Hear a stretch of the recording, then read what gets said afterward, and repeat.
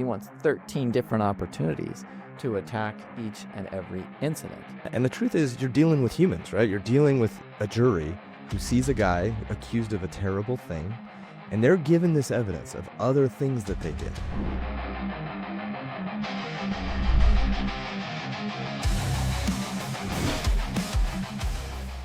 Well, welcome back to the pod. Here we are. We're back. Talking about the baseline killer, Mark Godot. We had our first episode to talk about that and went through really the facts of there's so many incidents and dates of offense and things like that, and we broke those down there. So if you didn't see that, that one, you're going to want to start there. Today, kind of break down. Yeah, let's recap that. So really, the case was broken down into what the prosecutor ended up calling chapters, 13 chapters, 74 total criminal charges that were filed, including 9 murders. There were a total of 33 victims, and trial took 7.5 months, presided over by Warren Granville, now retired Superior Court judge, who still actually comes back to work on occasion. We really like Judge Granville. Judge Granville's a great guy. I've known Judge Granville since I was in law school. In fact, I clerked for him in law school during my first summer after my first year of law school. Well, so I got to know him, and one of the better trial judges. Absolutely. I find him to be fair, a great temperament as well. Sometimes judges struggle with that, getting angry at people. It takes a lot of patience. But that's interesting that you clerked for him. Yeah, we know that. One of the pieces of trivia from my past. There you go. So the prosecutor was Suzanne Cohen, and she's now a Superior Court judge, has been for a little while. We'll get into the defense lawyers here in a little bit. That was one of the claims that that Mr. Godot raised on his appeal, was that his lawyers were ineffective. So we'll talk about them a little bit more in detail. But yeah, just a massive trial, which is why we're doing this in 2 parts, right? We talked all about those facts. I agree with you. We'll encourage you, if you didn't listen to part 1, go back and do that. It's worth your time to understand what the facts are. But then now we're going to talk about some of the issues that were raised during the trial, and just as a practical matter. I mean, you've tried lots of cases. I've tried lots of cases. I honestly can't imagine being in trial for 7.5 months. I mean, there's a lot of consideration to think about that. It had to be through the public defender's office. That's I right. mean, how a private attorney would do that, the costs would be astronomical in order to do that type of thing. And that's kind of interesting, too, where we're trying to wrangle with, the mass of what this case covers in a podcast very, very quickly. But think about that, too, is that the prosecutor and the court have to put together this case. And that's what we're talking about as far as the 13 chapters. Is that was really a function of the prosecutor saying, I'm proposing this as a way to break down the evidence for the jury. Mark Godot took issue with how that was done, and we'll talk about that. And that's a great place to begin, actually. So imagine organizing, however many witnesses had to testify. You have, dozens and dozens of cops that had to testify. You have expert witnesses on both sides. You have civilian witnesses. Tons of people have to come in. And so by way of organization, the prosecutor said, they proposed, hey, Judge, we want to break this down into different chapters, 13 different chapters, so that the jury can kind of take this case in chunks because it's so large. Now, typically in a trial, the trial starts by, jury selection, of course, and then there's instructions that the judge reads to the jury once they're impaneled. The lawyers stand up and they each give an opening statement, and then the state has the burden of proof, so they present their witnesses first. The defense gets to cross-examine each of those witnesses, and then the state rests. If the defense wants to call witnesses, they can do that. The state then has an opportunity to call rebuttal witnesses if they want, and then at the end, the lawyers present their closing arguments. Here, instead of doing a single really long opening statement, the prosecutor was allowed to do 13 opening statements. I've never seen that. Yeah, I've never heard of it either, and I thought maybe as we read through the appeals that there would be some questioning on that, but we'll talk about what the Arizona Supreme Court decided on that. And you think about how different that is for a defense and for everything like that, but you can see the value, I guess, in it for the jury, right? And ultimately, that's what it came down to, is that the purpose of the trial is to help the jury understand the evidence and the case in order to make a fair determination. And so basically it was mini trials almost, right? Within each of those. There wasn't a closing, I believe, at the end of That's those. right. But there was, you gave us a great breakdown of how trial goes. But this one, the change was after each, there was an opening for just the first chapter, basically incident, broke that down.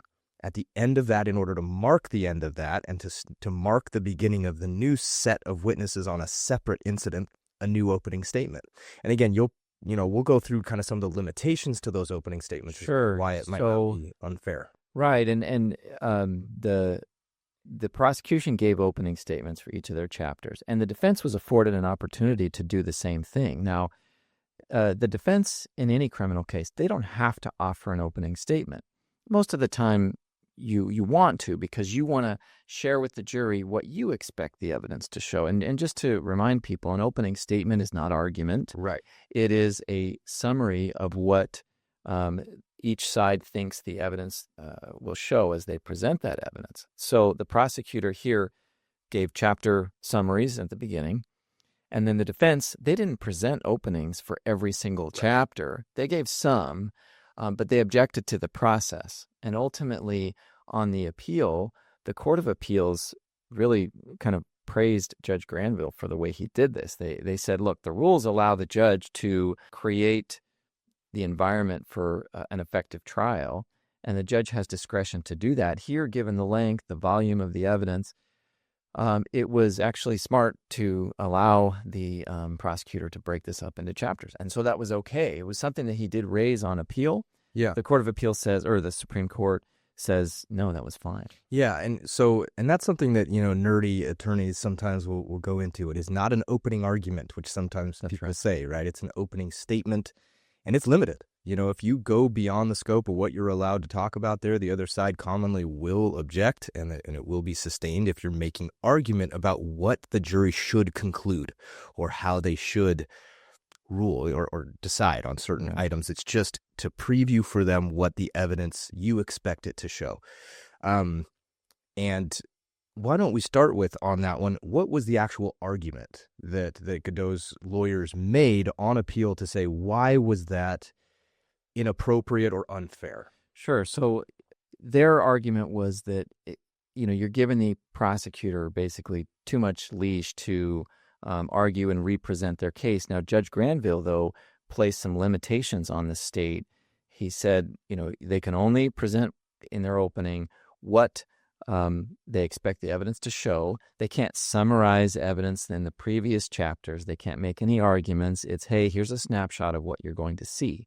And so because of those limitations and because of that sort of, restrictive environment that the trial judge imposed, again, Supreme Court says, yeah, that's fine. And I don't think it's something that you're going to see too much in other cases. I think it's something where, look, this is a unique set of facts. It's a big case, and it allowed, the state to present their case in an organized way. Now, as a defense attorney, the last thing I want in front of a jury, honestly, is organization. A good defense attorney, many times, thrives in an area of confusion where facts just don't seem to make sense, or you don't really understand what's going on. And I mean the jury. Defense loves that, because when there's confusion, there's doubt. The prosecution, of course, wants clarity. And so as a defense attorney, sure, I would object to those chapters, right? Yeah, absolutely. And I think that was an interesting point that you made, that maybe this isn't something that we're going to see a lot. What I think makes it kind of lend itself to that is that it's a serial crime type of situation. And so that's what I wonder is, have other prosecutors in other areas or in Arizona for this is an interesting one, because it was first a serial rape type of situation where there was one trial, and then serial murder trial with other crimes in a second trial. Maybe that's a way that people will look at it and say, in a serial type of criminal situation, maybe this makes a lot of sense. I don't know. Yeah, again, I think the rule is defer to the trial judge, and that puts a lot of pressure on a trial judge to get it right? Because if you don't get it right, the danger is that you've got to do the case all over again. And can you imagine if you're in trial for 7.5 months, doing a trial again? I mean, that's the last thing that you want to do. It would have taken way longer. Sure. Right? If they had not done it that way, or, again, we want to get into some of the arguments. His argument from Godot was these should all be severed, which means right. That's should a totally separate issue. Yeah, you should. He was saying the state needs to try me on each of these with a separate jury and a separate case. Basically. So let's focus in on that, right?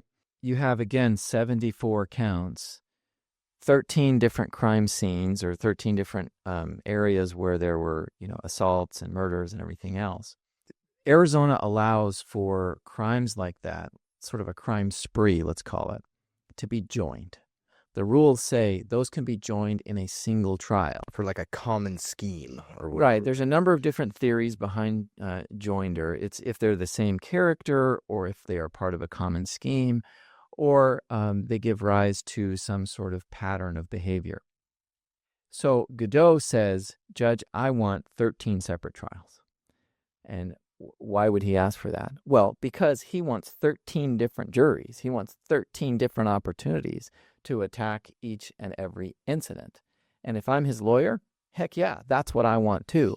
And there's some basis to that too, right? I mean, there's a general concept in criminal law, and you'll talk more about this 404B situation that kind of is an exception to it, but where nobody should be considered guilty for one particular crime just because now there's evidence that they committed another crime at some point. It can, or that they had other acts or behavior that makes them giving them the propensity to commit this act, and so he must have committed this act. Right, like the idea of, once a burglar, always a burglar, right? If you committed burglary once, then you're more likely to do it again. Therefore, evidence of the first burglary can come in the second case because you have this characteristic of somebody who commits burglary. And that's not fair. That logic is not allowed under the rules. Okay, so then how on earth is Godot's case able to be joined together? What authority does the court have to say we're going to try 13 different incidents all under one case with one juror? Yeah, and again, you can see the problem if you're Godot, right? Where you say you're gonna present evidence of all, maybe on the first one they take a look and say, gosh, that's not real strong, but we also have some evidence that he also did this one. Okay, shoot, now we got a guy who's maybe doing multiple things. Third one, fourth one, fifth one. Doesn't that just wear a jury down? And at some point say, gosh, he's got to be guilty of some of this stuff. Well, and it's that what they call a rub-off effect, right? There's so much evidence that's presented cumulatively to the same jury. They're going to be sitting there thinking, well, gosh, we got to find the guy guilty, right? Whereas if you do 13 different trials, you've got 13 different juries. Now they're just compartmentalized, and now they're just hearing a section of each one, and they're very limited about what they can consider. So the rules of procedure and evidence take that into account. So you have this limitation on character evidence, sort of this repetitive, behavior or characteristic like we talked about. That's not allowed. But what the rules say is court can join or leave together, keep together a case or multiple cases if it's part of a sort of a common scheme or plan, or if the crimes are so unique as to almost create a signature type crime where joinder then becomes important so that you can see that repeated pattern of behavior across all of the cases. And here, there wasn't a dispute about whether these crimes were committed. Yeah, and this is different than the other cases we've looked at so far. Yeah. Exactly. Yeah. Here, the defense is not saying people were not murdered or people were not sexually assaulted. They're saying you got the wrong guy. Right. Right? Right. Identity now is the issue. Okay. And so it's a whodunit. That's right. Right? Versus the other ones we've looked at where we say we know who committed the killing, but they should be excused or not found guilty for XYZ reason. Exactly. This is a little different. So you go back to our other podcast, like Harold Fish. No question Harold was the shooter. You go back to Scott Falater, murdered his wife. No question Scott did that. It was mental state, and for Fish, it was, self-defense. Here we have this string of murders and whatever. and we don't know who did it. Well, the state says, we know who did it. It was Marc Goudot, and here's how you know that Marc... Because he was caught, That's not right. because anybody found him there at the scene, but based on an investigation and evidence. Yeah. And so what the court then ultimately rules on is, you mentioned it earlier, there's this rule in evidence called 404. 404B says when identity is at issue, if there is a distinct sort of signature pattern of behavior that helps to identify that individual, then the jury can hear all of that evidence as proof of his identity. Part of that, it's interesting because it's the same evidence that they would have heard that would be improper, but because it's being used for a different purpose, to identify the person rather than to say, because he did it before, he probably did it this time. This is where understanding the facts of Goudot are important, okay? Because we went through each of those episodes in our last episode, and in each of them, there was these kind of common threads, and I'll reiterate those, and this is what the court had acknowledged. Remember, in several instances, he said, hey, I just committed a robbery. I need to meet my buddy, or my buddy left me behind, yeah. Right? In several instances, he wore a disguise. Remember, and you brought this up, he had either wiped off the victims, or they had wiped, or he had wiped himself off to hide any sort of DNA or trace evidence.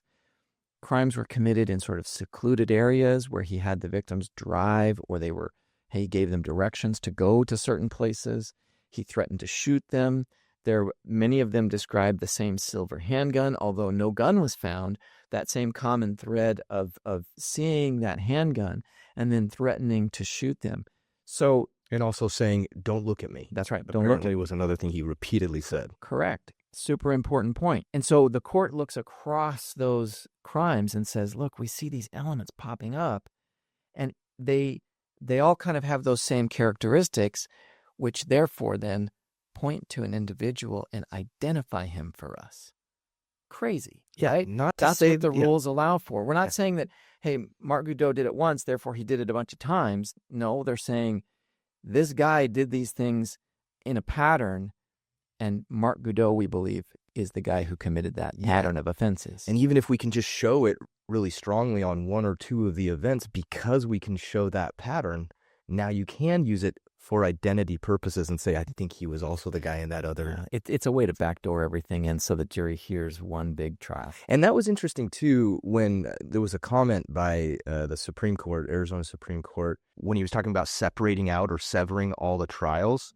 And they said, really, it wouldn't have made a difference because of this, because of 404B and C, but B saying, even in those separate trials, they would have been able to use the evidence from the other acts because of this issue, because it worked with identity. Yeah, and really that's what the rule is these cases have to be severed unless evidence of one crime would be what they call cross-admissible in another crime. And so the court does this full 404 analysis and says, hey, look, because identity is an issue, and these things are sort of signature, it's all coming in. And a jury can hear it. And so that's kind of a devastating blow to the defense when you say, hey, look, guess what? Yeah. You have one long trial and the jury's going to hear everything. Right. And that's interesting. I mean, you deal with this a lot. It seems like you're kind of like the 404 guy. You're at the firm. Well, I handle a lot of sex crimes. Yeah. And sex crimes cases often have 404 elements. There's actually a different rule of evidence called 404C, which was also analyzed in this case because, remember, there was evidence of sex assault and charges of sex assault. And so the court further analyzes this and says, well, under 404C, which is a different analysis, it's whether the person has this aberrant sexual propensity to commit a certain offense. It's also admissible for that reason. And so there's a few layers here that the court says, you know what, Goudot, you get one trial and one trial only. Yeah. Is it fair to say that the ruling by the court on a 404 issue can win or lose a case for the defense? Absolutely. Because you can go from what may be a weak case on its own, standing by itself, to now a very difficult case for the defense when you have certain other sort of mountains of evidence that come in and pile on. And now, as a defense attorney, you're kind of stuck. Yeah, and the truth is, you're dealing with humans, right? You're dealing with a jury who sees a guy accused of a terrible thing, and they're given this evidence of other things that they did, right? Or that we believe they did, but they have to have pretty strong evidence, like, right? Clear and convincing Sure. evidence that they did the other thing, but they then hear this other stuff and they're told, don't use that evidence to say that because he did these other ones, he did this one. Only use the evidence for X, Y, and Z, right? Like, only use the evidence to prove identity. Right. A jury's still going to use it for that. And it's a good point. I mean, the judge does give what they call a limiting instruction. They tell the jury, just like you said, look, don't use this to find him guilty, but just use this for purpose of identity or other, lawful reason. But the truth is, can you separate that out in someone's head? Even if they're trying to do that legitimately, can we do that? I think jurors honestly do their very best. And I appreciate the jury system that we have. But in a long and complex case like this, with so many instructions and so much evidence, it becomes overwhelming for anybody. Okay, and so for the prosecution, huge victory to get this thing joined. So I want to talk about his lawyers. Okay, we mentioned them in the beginning. They were Randall Craig and Roderick Carter, two great trial attorneys. They've been around the system for a long time. I know both of them. You know both of them. We see them in the halls of the courthouse, all the time. Over the span of the several years that it took for this case to go to trial, remember he was arrested in 2006. Didn't end up going to trial, I don't think, until 2011. So long time that there's this, lead up and build up to the trial. There were at least 4 occasions when Mr. Godot asked the court to fire Craig and Carter from his case. Now, they're private attorneys, but they are publicly appointed, meaning they have a public contract with the public defender's office to handle these types of cases. So they're public defenders for this case. Godot says, I'm not getting along with them. I want him fired. And that was one of his bases for his appeal, right? Is to say, I tried to get rid of my lawyers. I didn't want these lawyers. They weren't effective for me. And so I didn't get a fair trial based on that. And like you said, Granville, and we're going to see this on all of his appeal issues pretty much, was incredibly thorough for all of those objections and anything that Godot had. Like you said, there were 4 occasions where he made this argument. So instead of just in court on a pretrial conference or some type of other hearing the complaint by the defendant, and the judge saying, I just don't find that sufficient, he actually held separate hearings for each of them and said, give me your reasoning. And he would give his reasoning. And in the end, at least on 3 of those occasions, Godot would kind of finish saying, look, no, they are good lawyers. We're doing good. We are communicating. I just want them to try harder, basically, is what it kind of boiled down to. Right. And the Supreme Court found that to be, hey, this issue was fully vetted, fully explored. And it was found that, you were okay keeping those lawyers. And then on the last one, I can't remember exactly what happened, but he was a little more adamant. But even at the end of that, kind of communicated that he could work with his lawyers and didn't want new ones because it was right before trial. That's right. Yeah. So there's a couple of important principles at play here. Number one, and most importantly, is, as an accused facing, any sort of incarceration, but most especially the death penalty, you have a 6th Amendment right to counsel. Okay. And the court gave him counsel. You don't have a right to the counsel that you choose. Now, anybody can go out and hire their own lawyer, but that's not what is at issue. What's at issue here is court-appointed counsel. He has a right to that counsel. Counsel was court-appointed. And these are 2 very, very experienced lawyers, death-qualified lawyers. That was the point I was going to make. Yeah.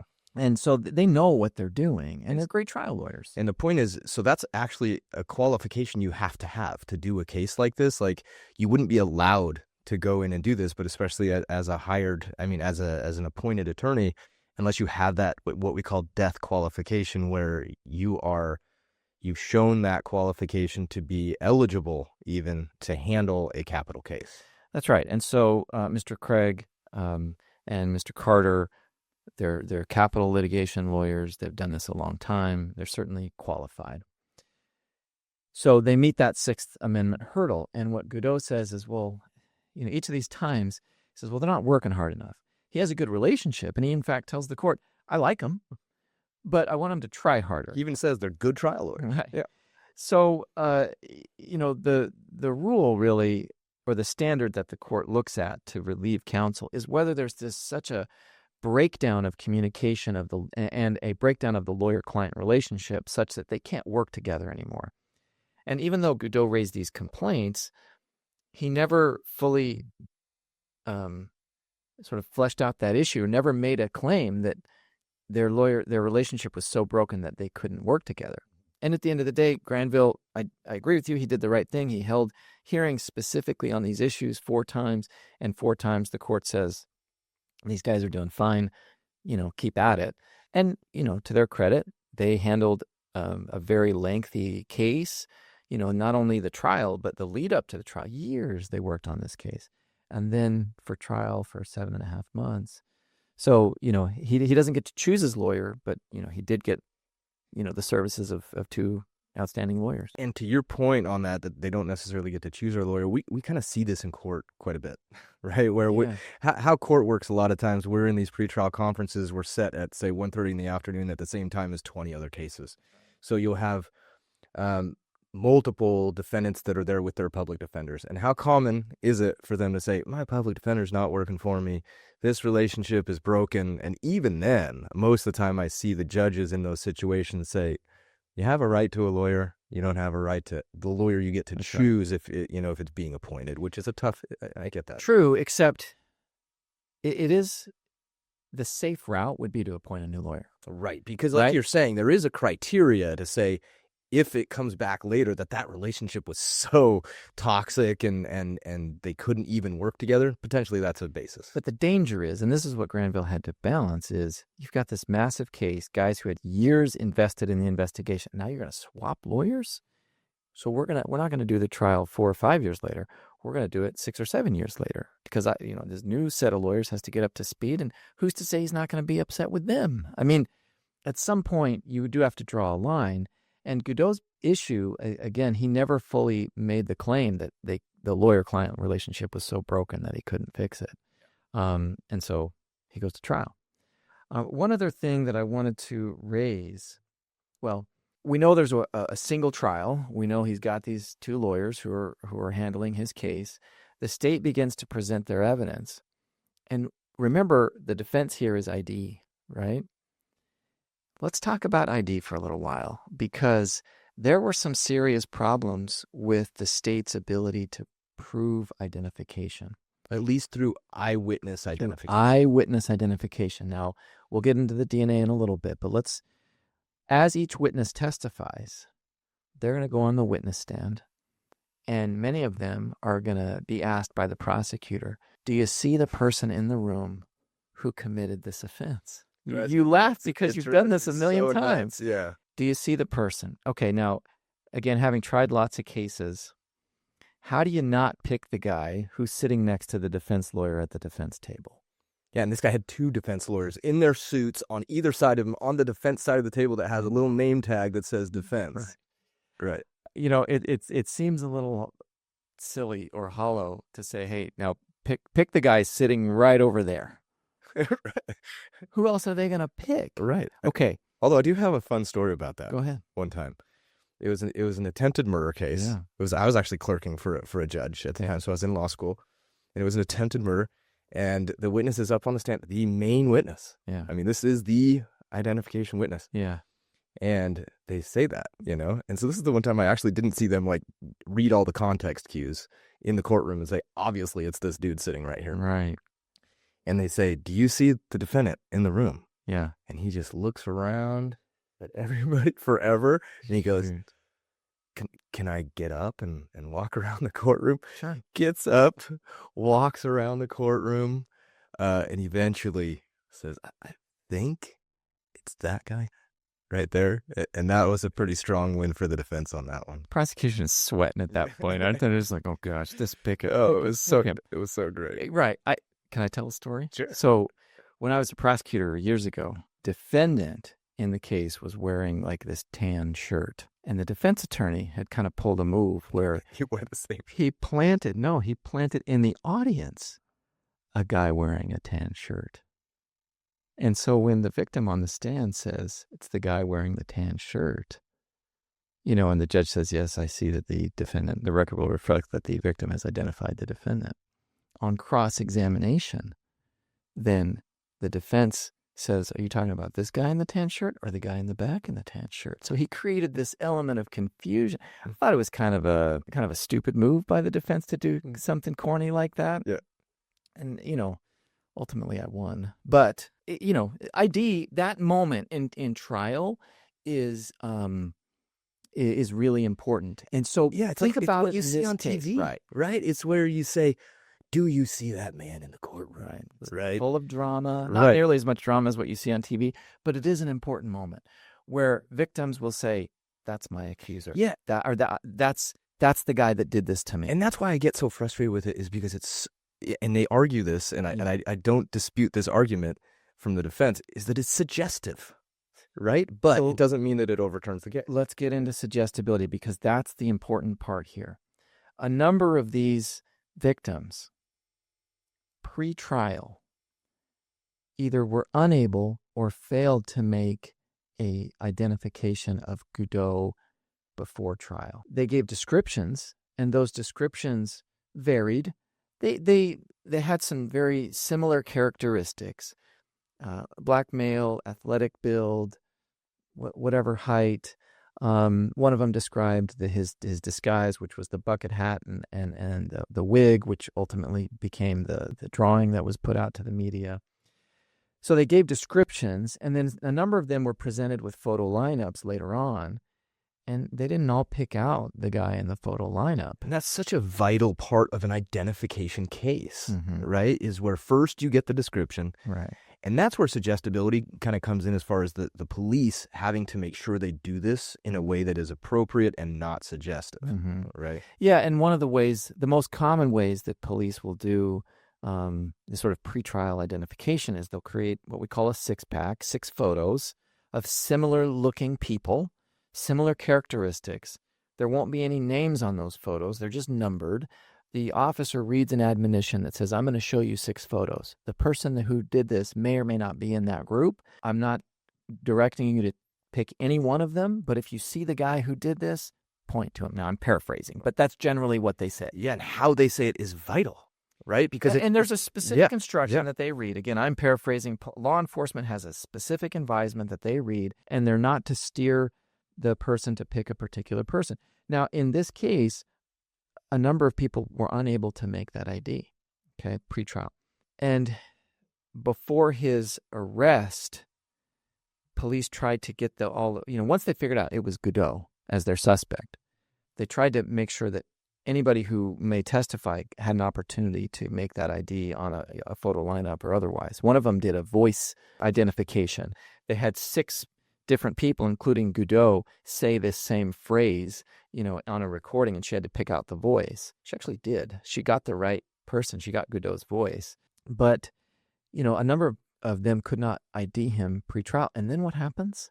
Magically? Well, the media then releases the drawing, right? The police sketch. And then after Godot is arrested, guess whose picture's in the news every other day? Yep. Godot, right? One of the victims actually went to court, a pretrial hearing, where she saw Godot in the courtroom before trial. Okay, kind of gets back to, how are the police not allowed to do an identification, right? Sure. Like there's some that are disfavored. I'm not saying they're not allowed, but things like a one-person show up, right? Where they basically say, I don't know, the common scenario is where it's still on the scene and they drive them past and the guy is cuffed against the police car, right? And they say, is that the guy? Right, the guy in handcuffs standing on the police that we just arrested for the crime. Is this the one that did it? Who are they going to pick? Right. Right? I mean, use your common sense. And so this kind of, I guess, harkens to that, right? Where you're creating, it's actually a little bit different, right? Where you're creating kind of a connection for them in their brain of, this must be the person, and I'm seeing their face, and they're being associated as the person who committed these offenses, and it kind of creates what they call a tainting the identification. So major issue on his appeal was, Judge, you shouldn't have allowed, or Supreme Court, the trial judge, Judge Granville, should not have allowed each of these victims to point to Godot in trial and say, that's the guy. Why? Because their in-trial identification was tainted or affected by something that happened prior to them pointing him out in trial, right? So after the crime occurs, they give a description. Perhaps they do or they don't ID him in the photo lineup. And then there's all the instances where they see him before the trial, but after the ID, after he's already been arrested. And now they're saying that's the guy. It's sort of this sort of confirmation bias, right? Where now you say, well, that's the guy who did it because that's the guy they arrested. Right. Now, the Supreme Court resolves this issue by saying, and again, this was a smart move by the prosecutor. And by Granville. But the prosecutor would have asked a question and did ask a question to each of these people. Why are you saying that that is the guy? How do you know? How do you know that that's the guy? And each of them in their testimony said, because I remember his face or something to that From effect. that day, I'll never forget him. And I saw him and that look in his eye or whatever it is that they said, that's the guy. Okay.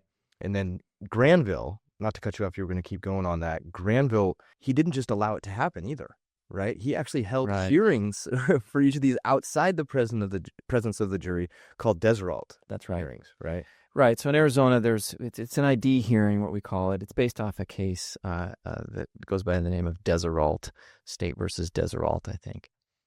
And so you have this pre-hearing before trial, outside of the presence of the jury, where you scrutinize the identification procedure. And this is where the prosecutor, has to make her case that this is not unduly affected by whatever exposure to him came later. Instead, it is because they believe it and because that's the guy. And the Supreme Court each time with each victim says, and they remembered him, and that's what is the basis for their testimony. Now, who's the judge of that credibility? Right. That's the jury. Jury gets to decide, do we believe that or do we not believe that? Yeah, and I want to clarify one thing where I'm saying that Judge Granville was smart to do it this way. I'm looking at it from a perspective of he didn't get overturned by the Supreme Court. But really, ultimately, the base for that is that it's because it was fair, right? That he did consider that issue and that potential problem, and he vetted it out outside of the presence of the jury before they say you can't unring the bell once they hear it, and that he explored that to make sure that there was a decent basis before putting that testimony on the record. Yeah, and then when it comes in as evidence in trial, the jury has to decide, do we believe that evidence or do we not? And of course, if I'm his defense lawyer, I'm going to say the other thing that the Supreme Court said was the defense had an opportunity to thoroughly cross-examine each victim. Now, you can bet that in my playbook as a defense lawyer, I'm going to talk about that artist rendering. I'm going to talk about all the times he appeared on TV and you had an opportunity to see him and now you're pointing him out. I'm going to dig into that victim and say, assert the idea or plant the idea in the jury's mind that they're only pointing to Godot because of something that happened later, not because they remember him at the scene. Right. And I think an interesting point is that even if a witness is saying, no, none of those things affected me, they might just be mistaken, right? I mean, how do we know what affected our memory of why I'm identifying this person? You could dive down the memory and reliability rabbit hole for ages. I mean, people make a career out of studying memory, and I don't claim to be a memory expert. I don't think you do either. It's something that we have to deal with as trial lawyers, but it's a topic unto itself, really. And a jury of people from the community are tasked with, hey, do you believe what they're saying? Right. And there's this common question that we ask as defense attorneys when the first time they were shown a six-pack and they didn't identify him, then here we are I don't know, how would it take 5 years to try the case? Here we are 4 years later, and now you're identifying him. You just ask the question, do you think your memory was better, 3 months after this happened, or now 5 years later, about what happened? But yeah, I'm assuming they had the opportunity to make that cross-examination question. Of course, and that's where the court, the higher court left it, and they said, look, it's something that the jury considered. The judge did it in the right way. Let's keep going on the topic of ID, because one of the major ID tools that the prosecutor used was the DNA evidence. It's a strong one. Yeah. So on the topic of DNA, one of the sisters who was sexually assaulted in incident number 3 or chapter 3, police found DNA on her breast. eventually, through some testing, they were able to link that back to Godot. Now, some testing was done before his arrest, and then other testing was done after his arrest. And there were a number of DNA samples that came back to him. Not every incident involved, DNA or had DNA evidence, but many did. And one of the issues was that sometimes the DNA particles that are left behind are so small that the source material is consumed or used up in testing. In pretrial, like before he's charged, before he's arrested, that's not as important as it is if he has counsel. And counsel, after he's arrested, made a motion that says, Judge, we want to be present, we want to observe, we want to be a part of this analysis if it's going to consume it, because we don't have another opportunity to take our own sample and test it ourselves. And so there was ongoing litigation about the defense wanted to be able to observe and essentially monitor this DNA procedure that was being done, and the court didn't allow it. Basically, they said for two reasons. The judge said for two reasons. One, there's no real allegation of bad faith on the part of the state or any reason to believe that they were doing anything improper. Plus, when they analyze DNA, there's going to be notes and other details that a defense expert can go back and review, right? I recognize that it's not as good as doing the testing yourself, which is what the defense wanted, but the problem is there's not enough for two people to test it. It gets consumed during the analysis, and so, the state gets it. What do you think of that? I don't know. I have a hard time with that, Yeah. Good faith thing. Sure. It seems to be kind of a fallback for a lot of courts, is to say, look, you can't show me any evidence of why we should believe that this testing was done improperly or any false, Well, that's why we need to observe it, right? Sure. How do I gain that evidence of it, and what's the harm in me having somebody there or requiring it to be videoed or whatever for me to see it? So I that's always kind of a frustrating circular argument for me, because we see that a lot in a lot of different kind of situations where they say, well, yeah, you might be right about this, but we have no evidence of bad faith or bad acting. So until you can show me that evidence, and the reason we don't have it is, either it wasn't done with bad faith, or there's no possible way for me to prove it because you're not allowing me to have access to it. Yeah, I agree with you. That's one reason why in a DUI case, for instance, officers take 2 tubes of blood, one for the prosecution and then one if the defense wants to retest it. Now here, it's not that same type of thing because they're going after the fact, trying to look for any sort of trace amounts of material that they could gather and use in DNA to do DNA analysis. And so the state is sort of left with whatever it is that they were able to collect, but not enough material that it could be tested by the defense and the prosecution. So the judge says, look, prosecution gets it. And, the Supreme Court upholds it. They said that procedure is fine. And I'm not saying it's wrong. Yeah. And there's a lot about this It's stuff frustrating where, as a defense lawyer. where I vent my frustrations, Right. but I also recognize it's not necessarily a basis for overturning a conviction or saying that it was wrongly decided by the judge. Right. Another area that Godot attacked during the trial was sort of the prosecution style, okay? Remember, in those 13 opening statements, the state was able to give a summary of what their evidence would show. One of the things that the prosecutor did was kind of name call Godot, called him a wolf in sheep's clothing. He's on the hunt. He's on the prowl. He's going to attack. Right. Monster. She did that in her opening, and the Supreme Court actually calls her out and says, you can't do that. And the term for that is prosecutorial misconduct. We talked about that a little bit when we discussed Juan Martinez a few weeks ago.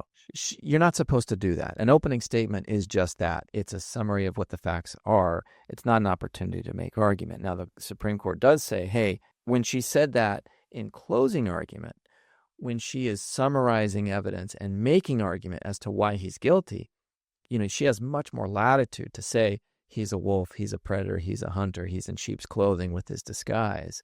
And so the court kind of gently reminds Cohen that she can't do that, not in opening, but she can in closing. Now, Godot argues, hey, my case should be overturned because the prosecutor committed this misconduct. But the Supreme Court found that the misconduct was not so pervasive that it affected the outcome of the trial. Kind of wagged the finger at the prosecutor saying, hey, don't do that, but it's not bad enough. And that's pretty common. Yeah. Right. Even in some of the other cases that we've looked at where Sure. it was, pretty bad misconduct, is that it's a two-part analysis, right, done by the Supreme Court or the Court of Appeals that says, was there misconduct? And is there, real strong reason to believe that that could have changed the outcome of the case? Now, we're not... Or the jury. Right. And we're not covering every possible argument that Godot made on his appeal. There's too many. Yes. We've covered the major ones. One of the final ones that I want to talk about is, and sort of the procedure. So in a capital case, there is what they call the guilt phase, right? Whether the jury finds that he's guilty of these offenses. And then if they find him guilty of any offenses, especially of the murders, then there's a separate phase called the penalty phase. That's where the jury then listens to aggravating factors or aggravation evidence. And then the defense can also present mitigating evidence, things in his favor. And at the end of the day, the jury is tasked with, deciding, does he get the death penalty or not? And they have to weigh the aggravation against the mitigation and determine should the death penalty be imposed. Yeah, it's interesting because there's commonly an aggravation phase, I guess, or a sentencing phase in a lot of different types of cases, but it's different in a capital case where it's the jury making that decision on whether it's death or not, right? That's right. And so the aggravator, there are specific facts that the jury has to find. And one of those in death penalty cases is whether the murder was especially cruel, heinous, or depraved. Remember here, there are 9 murders. This may sound sort of callous, but not every murder is bad enough to get the death penalty. It has to be kind of next level. And here, the state had to prove that level of especially heinous, cruel, or depraved. And what that means, and I'll read this directly from the court, is that the victim consciously experienced physical or mental pain before death, and the defendant knew that suffering would occur. So what the court did is they go through each of these homicides, and in each one, they point out facts where it wasn't just a single shot to the head from behind, and the person didn't know that they were being killed. It was sometimes multiple shots, kidnapping, taking them to another area, where they had this sort of impending doom that they knew that they were going to be killed. Or just scared of something. Scared. He's having them drive him around. One of them was a mother and a minor daughter, and he sexually assaults the minor daughter while the mom is there, things like that. Right. So the jury ultimately first they convict him of 67 of the 74 counts, including the 9 murders. So they then move to this aggravation phase. The state is then able to prove this aggravator of especially cruel, heinous, and depraved by the state presenting, facts of each of, how these murders were committed and how might a person suffer before death. I mean, it's awful even just to think about those things. But the jury had to make that decision. So the jury does then find that these aggravators exist as to those murders, making them eligible for the death penalty. But then comes the mitigation phase. And that's where this case took a turn. It took a turn. Really interesting, because during that mitigation phase, it's really a balancing test, right? That the jury has to make and say, I'm balancing all the bad things about this case, and I'm balancing any good things about the defendant or about the case, and I'm making that decision. And in capital cases, it is an extended process where they're bringing in character witnesses, expert witnesses, as far as trauma in his past, or reasons to say that there's mitigation for him, and it's pretty extended generally. Yeah, and so the defense has the burden then of putting on family, friends, experts to show that this person should not get the death penalty. Maybe they were abused as a child. Maybe there's these horrific things that they went through, whatever. Godot's lawyers presented one expert who, talked about how he was reformed, and he wouldn't be a danger in prison, and all of these things. And then all of a sudden, Godot says, "I don't want to do this anymore." He didn't even want to be in the trial. He wanted to just go back to his cell and let the trial finish on his own, not present mitigation, not be present. And the court kind of, went back and forth. I'm sure Judge Granville probably was, his patience was probably running pretty thin after such a long ordeal. But, ultimately found that Godot didn't want to present any more mitigation. And they called a stop. And again, to it. He did that very carefully. He did it very thoroughly, where I think there were multiple hearings where he gave him the opportunity, explained why this mitigation is important, gave him the opportunity to still do it, gave his lawyers the opportunity to explain to him why they need to do it. And ultimately, it's his trial. It's his opportunity to do that mitigation, and the judge allowed him to knowingly waive that opportunity. So now no mitigation basically gets presented on Godot's behalf. The jury has already found the aggravator, and they've heard, months-long testimony of these horrible things, and they impose the death penalty, right? 9 death sentences. And then, he takes his case up on appeal to the Arizona Supreme Court. Supreme Court affirms it. He did appeal to the U.S. Supreme Court. They denied review of his case. And so Mark Godot currently sits on death row in Arizona. I don't know the extent of any further appeals. There may be federal habeas or other remedies that he may seek through, other forms of review. But, horrific case that ended ultimately, in 2016. That's when the Supreme Court of Arizona issued their opinion in Godot, and that's where he sits. Absolutely. It's a lot of lessons, I guess, and it's an interesting, from a trial lawyer's perspective, an interesting kind of process that it went through. Ultimately found guilty, and these juries are in a tough position. Yeah. To make that decision on whether or not it's life or death for somebody. Ultimately found that was the appropriate sentence for him. So it's tough. And remember, these crimes took place in 2005 to 2006. His trial took place, in 2011, and then his appeal was final in 2016. So 11 years, really, from start to finish. And he hasn't been executed. I mean, he's going to be on death row for who knows how long. But 11 years to get through that kind of initial phase of court hearings. And again, it closes an important chapter, I think, in Arizona history. We talked about that time frame, how scary it was. Godot now is the guy. And, at some point, that sentence may be carried out. Well, thank you. Thank you. Appreciate you, Ryan. Appreciate it. Okay.